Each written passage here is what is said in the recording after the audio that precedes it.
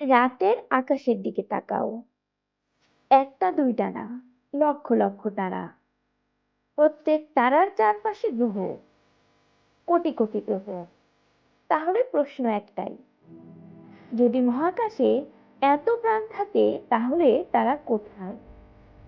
কেন একটা সিগন্যালও আসছে না? কেন কোনো এলিয়েন আমাদের খুঁজে পায়নি? এই প্রশ্নটাই বিজ্ঞানের সবচেয়ে বড় রহস্য।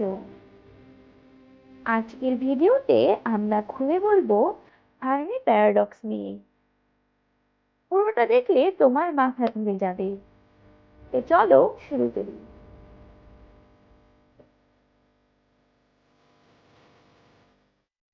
1950 সালে নোবেল বিজয়ী বিজ্ঞানী এরিনকো ফার্মি লাঞ্চ টেবিলে বসে হঠাৎ বললেন, হোয়ার ইজ এভরিবডি? আমাদের গ্যালাক্সিতে 100 থেকে 400 বিলিয়ন তারা, অন্তত 10 বিলিয়ন তারার চারপাশে গ্রহ আছে।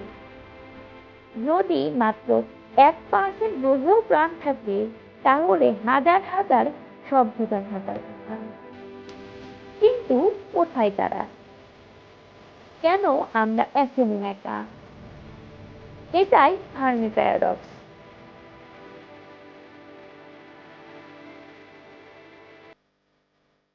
1961 সালে ফ্রাঙ্ক ড্রেক এই সমীকরণ দিয়েছিলেন, n equal r into sp into ne into fl into fi into fc into l। সহজ বাংলায়, যদি সবকিছু ঠিকঠাক হয় তাহলে আমাদের গ্যালাক্সিতে হাজার হাজার বুদ্ধিমান সভ্যতা থাকার কথা। তাহলে সমস্যা কোথায়?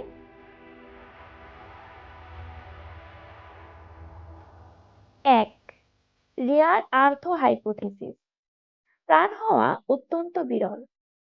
পৃথিবীর মতো সোনার গ্রহ খুবই কম। সঠিক দূরত্ব, চাঁদ, বড় গ্রহ সবকিছু একসাথে হওয়া প্রায় অসম্ভব।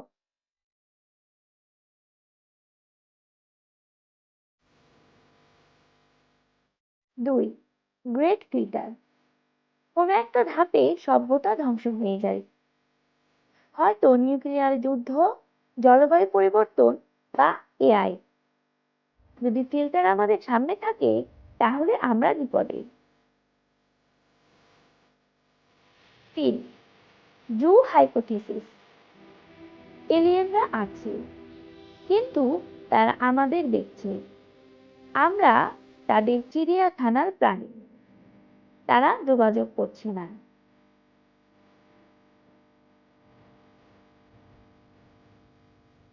4, তারা আছে কিন্তু আমরা বুঝতে পারছি না। হয়তো তারা রেডিও ব্যবহার করে না, হয়তো অন্য মাত্রায় আছে, অথবা আমরা খুব অল্প সময় ধরে খুঁজছি।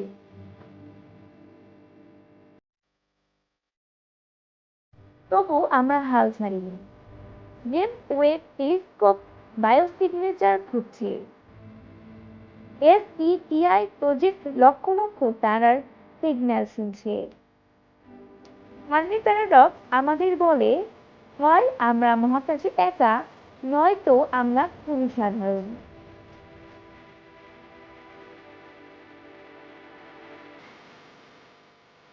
তোমার কি মনে হয়, এলিয়েন কি আছে, নাকি আমরা একাই? কমেন্টে জানাও। ভিডিও ভালো লাগলে লাইক করো, শেয়ার করো, চ্যানেল সাবস্ক্রাইব করে বেল আইকন টিপে দাও। পরের ভিডিওতে দেখা হবে আরো বড় রহস্য নিয়ে। জ্ঞান বিধি, যেখানে জ্ঞান হয় বন্ধু। ধন্যবাদ।